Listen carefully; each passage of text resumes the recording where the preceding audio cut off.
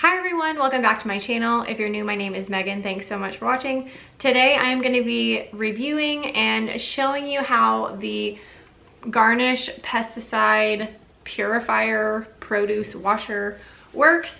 Before I get into everything, please give this video a thumbs up. It really helps out my channel. But let's just go ahead and dive in. So it comes with a big basin that is collapsible. Let me fold it down. So it collapses like this for easy storage. I will say this, the shape of this is not super like conducive to fitting down into my sink. You'll see that in the video. It doesn't fit into my sink very well. So I actually have to like sit it kind of like precariously like between my sinks, because I have a divided sink, if that makes sense. So I kind of like sit it on top, and yeah, so basically you fill it with water, you put this in there and make sure it is covered by at least like an inch, so about that far, and then you turn it on, and it works through electrolysis. I believe I'm saying that right. I haven't pulled up on my phone so I can tell you accurately what's going on.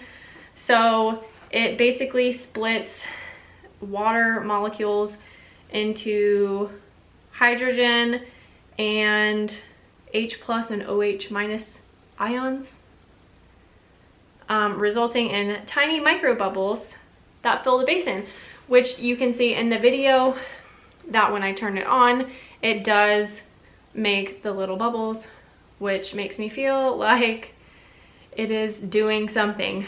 So the electrolyzed water creates an alkaline environment, and along with the existing chlorine in the tap water, it breaks the benzene ring or the molecular structure of chemical pesticides, rendering them harmless, non-toxic substances that are washed away with the water. So it's really easy to use, and if you don't have chlorine in your water, you just add a teaspoon of table salt, and that will increase the ionization of the water to make it work.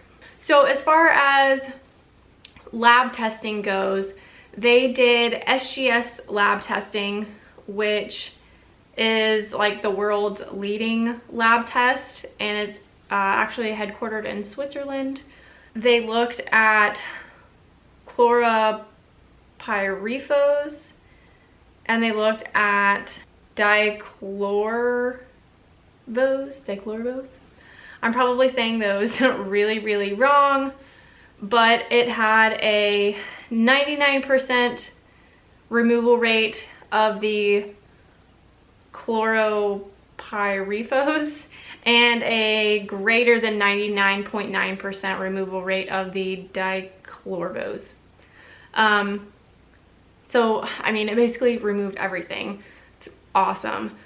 So, what are those, might you ask?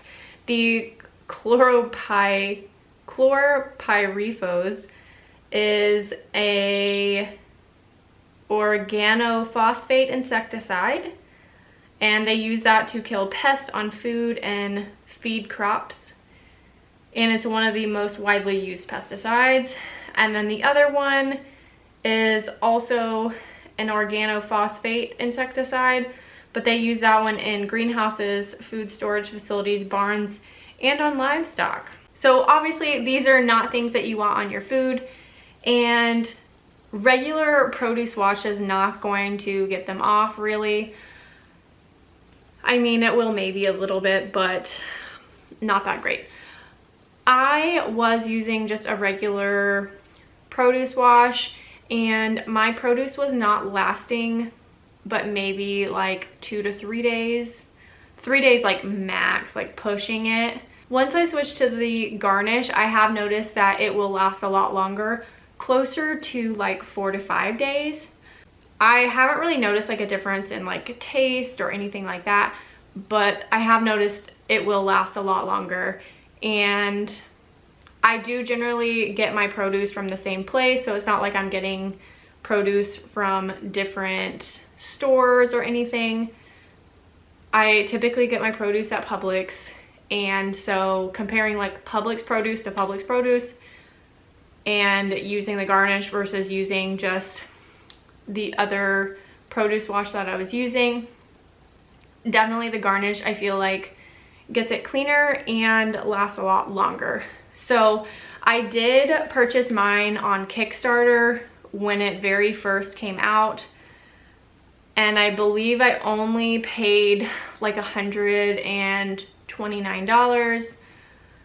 Looking at it right now, it is on sale on the Garrnish.com website for $199, but it looks like you can get like a 25% off coupon.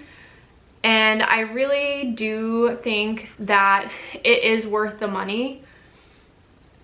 And I will say this as well, that the charge on this lasts for at least like 5 or 6 rounds.